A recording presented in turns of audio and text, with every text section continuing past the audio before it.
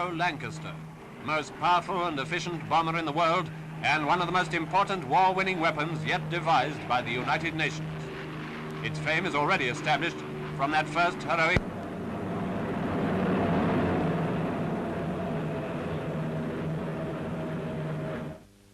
Lancasters are being built in several factories in Britain and Canada, built in terrific numbers. With every man and woman engaged in their construction, one thought is uppermost. The RAF is depending on them for Lancasters, and yet more Lancasters. Give the RAF its Lancasters, and a great contribution will have been made towards Allied victory. Meet a few of the ordinary, hard-working people devoted to this important task. Angela Roberts, a capstan operator. Maisie Rafferty at a press. Little Billy drilling. Dobson Hind and his mate Joan Evans riveting. Trimming and hammering, Alice Warburton and Rachel Strong. Jimmy Garnett, an all-in wrestler in his spare time, at a heavy capstan.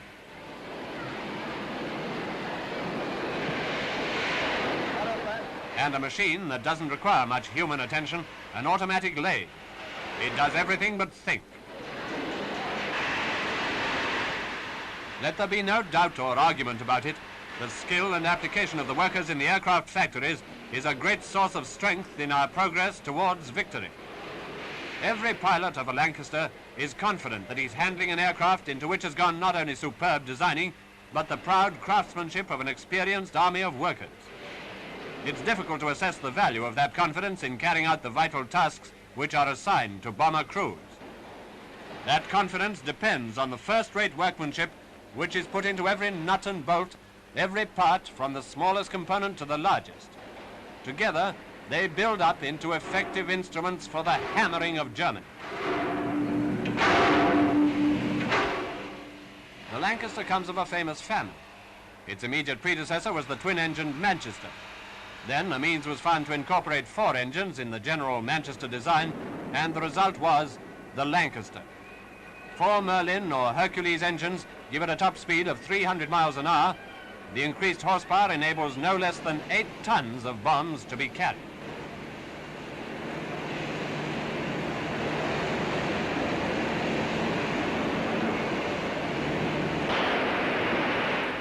The design lends itself to rapid production, an important point in so large and complicated a machine as a heavy bomber. And here's a sight become increasingly routine, a Lancaster leaving the sheds for its test flight.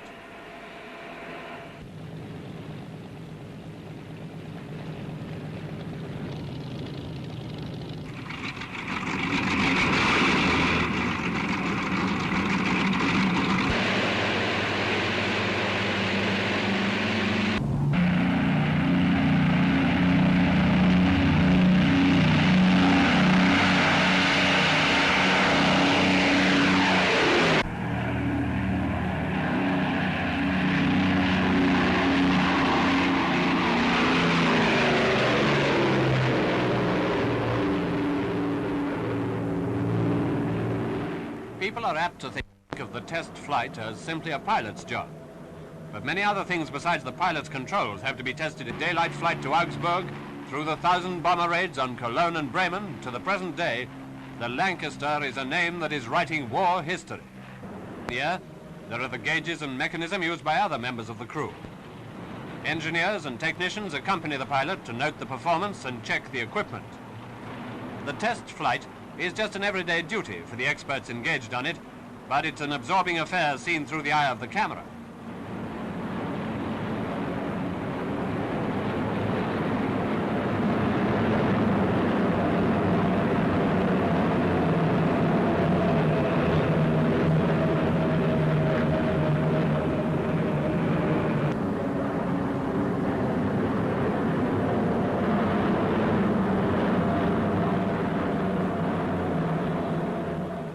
Finally, our Lancaster has arrived at an operational station. It's the eve of another raid, a 1,000 bomber raid. The ground crews are completing the preparation of the Lancaster for its task. Faithfully, they check, test the guns, load up the cargo, The cargo which Goering promised should never fall on Germany. He and his deluded country are a bit wiser now. They realize at last what they started over Warsaw, Rotterdam, Belgrade, Coventry, London and Malta.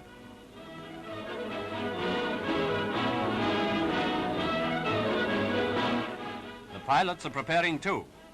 In the briefing room, they learn their target and receive final instructions for the raid.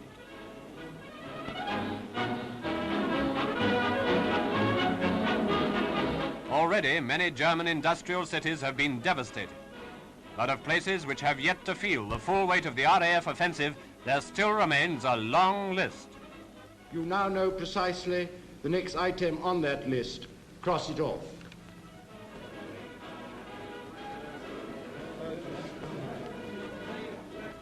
Zero hour is approaching. Night is falling fast. The night of 1,000 bombers for Germany.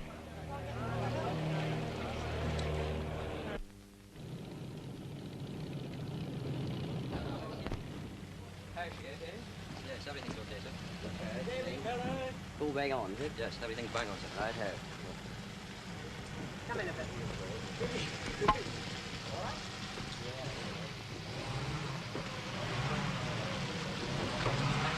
I have this thing up.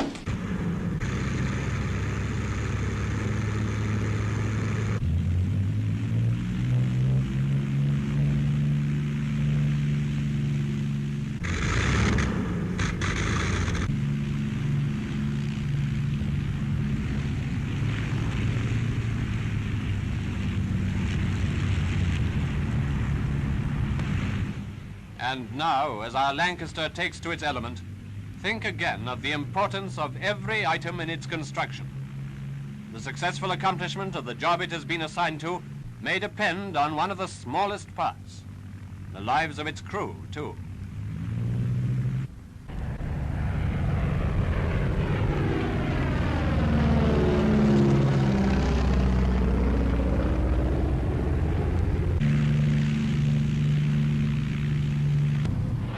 These, the first successful motion pictures ever taken during a night operation over Germany, were shot by the second pilot of a Lancaster. Imagine him prepared at any moment to leave camera for controls as he does the spectacular scenes which follow. The first bombers have dropped their incendiaries and ringed the target.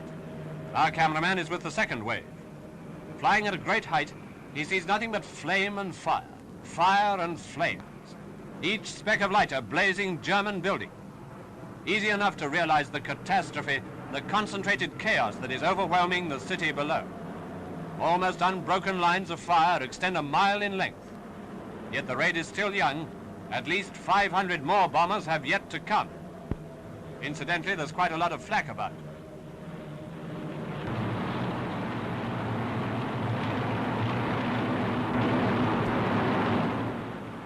Now we're turning home again, with our report of another successful chapter in Britain's air offensive. Goering has assured the German people that the RAF has never sent 1,000 bombers over Germany.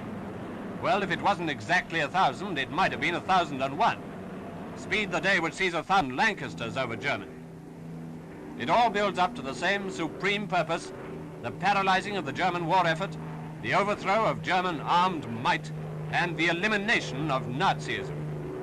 Factories no less than bomber crews are dedicated to this task, and their Lancaster is truly a great champion in the fight. Let's say it again. The finest bomber in the world, built in British factories by British labor.